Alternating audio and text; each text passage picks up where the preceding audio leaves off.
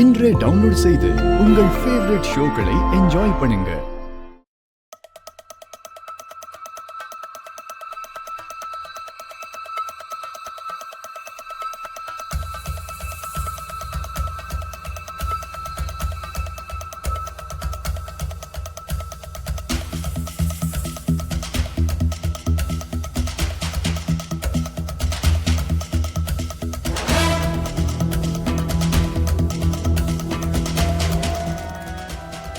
எப்படியாவது என் மருமகளை காப்பாத்தலான்னு பாக்குறேன்.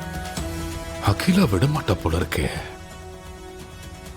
அதுக்குதான் சிந்து கிட்ட ஏதோ பிளான் சொல்லி அனுப்பியிருக்கல, அப்புறம் என்ன?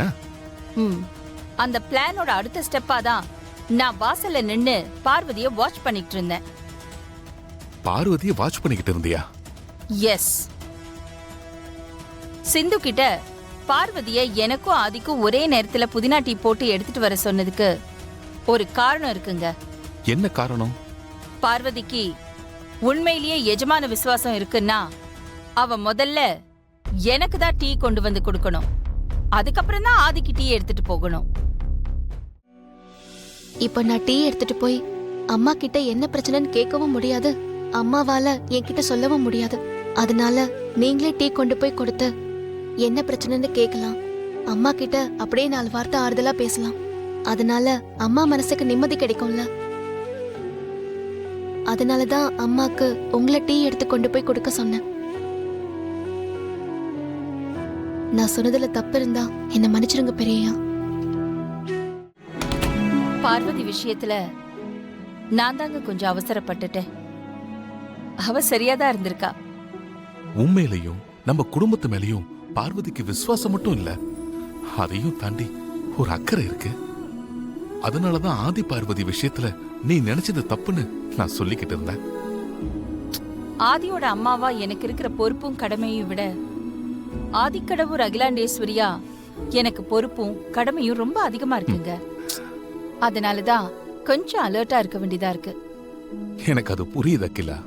ஆனா நீ நினைக்கிற மாதிரிலாம் எதுவும் நடக்காது, நீ கவலைப்படாத. இப்பதான் ஜோசியர் விஷயத்திலயும் நந்தினியோட கார் ஆக்சிடென்ட்லயும் தப்பிச்சு வந்திருக்கோம். இதுக்கப்புறமும் என்ன சதி வேலை பண்றாங்க?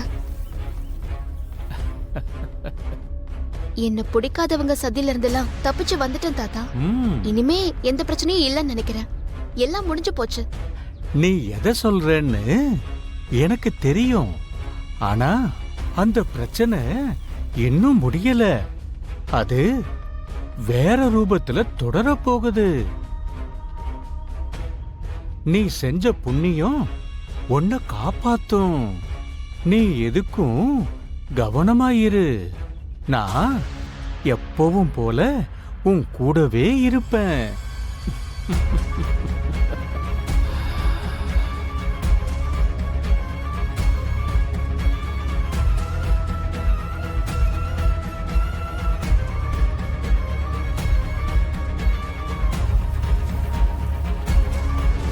அக்கா, அந்த ஜோசியர் சொன்ன மாதிரி எதுவும் நடக்கல. அவர் எழுதி கொடுத்த விஷயமும் பொய்யா இருந்தது. அதனால அவர் ஒரு பொய்யான ஜோசியர்னு நினைச்சுதானே நீங்க அந்த விஷயத்தை அப்படியே விட்டுட்டீங்க. வனஜா எதுக்கு திடீர்னு அந்த ஜோசியர் மேட்டரை கையில எடுத்திருக்கான்னு தெரியலையே. ஏதோ குழப்பம் பண்ண போறான்னு நினைக்கிறேன். என்னவ முடிஞ்சு போன விஷயத்த தேவையில்லாம கொண்டு வந்து இப்ப பேசி குழப்பம் பண்ண பாக்குறா அப்படின்னு நினைச்சுதானே நீங்க 2 பேரும் என்னையே பாக்குறீங்க. அப்படியெல்லாம் ஒண்ணும் இல்லக்கா. அன்னைக்கு கார்டன்ல ஆதி பார்வதிய ரொம்ப அக்கறையா வீல் சேர்ல உட்கார வச்சு தள்ளிக்கிட்டே வந்தான்ல, அத பாக்கும்போது எனக்கு ஒரு புருஷன் பொண்டாட்டி கிட்ட அக்கறை வச்சு தள்ளிக்கிட்டு வந்த மாதிரியே தோணுச்சு. பாத்தீங்களாக்கா? பாத்தீங்களா? ஷாக்கா இருக்காக்கா? இதேதான்க்கா, இதேதான். உங்களுக்கு தோணுன மாதிரி தான் எனக்கும் தோணுச்சு. அப்பதான் அந்த ஜோசியர் சொன்னதும் எனக்கு ஞாபகத்துல வந்துச்சு. அக்கா, அன்னைக்கு அந்த ஜோசியர் என்ன சொன்னாரு? 8:30 மணிக்கு மேல அந்த பேப்பரை பிரிச்சு பாருங்க, அதுல எழுதியிருக்கிற மாதிரியே நடந்துச்சுன்னா நான் எப்பேற்பட்ட ஜோசியர், என் வாக்கு பலிதம் எப்பேற்பட்டது, அதுக்கு எவ்வளவு சக்தி இருக்குன்னு நீங்களே தெரிஞ்சுப்பீங்க அப்படின்னு சொல்லி தானே கொடுத்தாரு. 8:30 மணிக்கு முன்னால என்னக்கா நடந்தது? நீங்களே சொல்லுங்க. இதே ஹால்ல அவ்வளோ பெரிய லைட் உங்க தலை மேல விழுந்து நீங்க சாக பாத்தீங்கல்ல, அப்புறம் தானே நீங்க காப்பாத்தப்பட்டீங்க. அப்போ நியாயமா அந்த ஜோசியரு அதைத்தானே அந்த சீட்ல எழுதி கொடுத்திருக்கணும். என்னமோக்கா, எனக்கு கூட அன்னைக்கு தோட்டத்துல அவங்கள ஒன்னா சேர்த்து பார்த்தப்போ அப்படிதான் தெரிஞ்சது.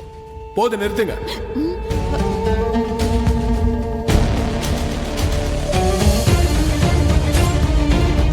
ஐயோ,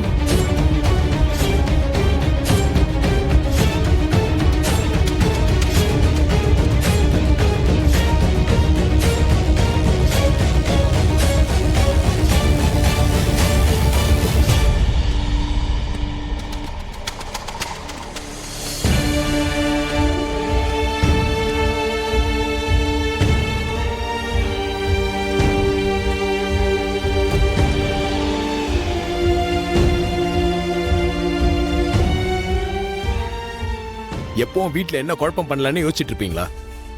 நல்லதாவே யோசிக்க மாட்டீங்களா? ஆதி, கொஞ்சம் பொறுமையா இரு. வனஜா என்ன சொல்ல வரான்னு அவளை முழுசா சொல்ல விடு. என்னதான் சொல்ல வரான்னு கேப்போம். மா, தயவு செஞ்சு இதுல நீங்க தலையிடாதீங்க. நீங்க கொஞ்ச நேரம் அமைதியா இருங்கம்மா. அவங்க கிட்ட நான் பேசுறேன். இதுதான் எனக்கு வேணும். இந்த குடும்பத்துல அம்மாக்கு அடுத்த இடத்துல நீங்க தான் இருக்கீங்க. ஆனா அம்மா கிடைக்கிற மரியாதையில ஒரு 10% உங்களுக்கு கிடைக்குமா? எப்படி கிடைக்கும்?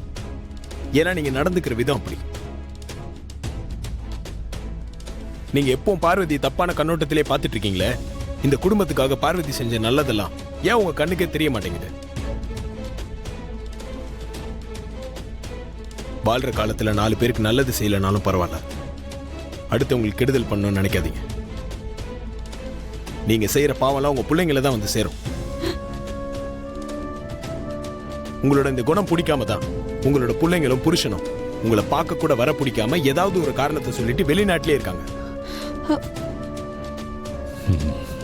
அப்போ கூட உங்களை நீங்க மாத்திக்க மாட்டீங்களா?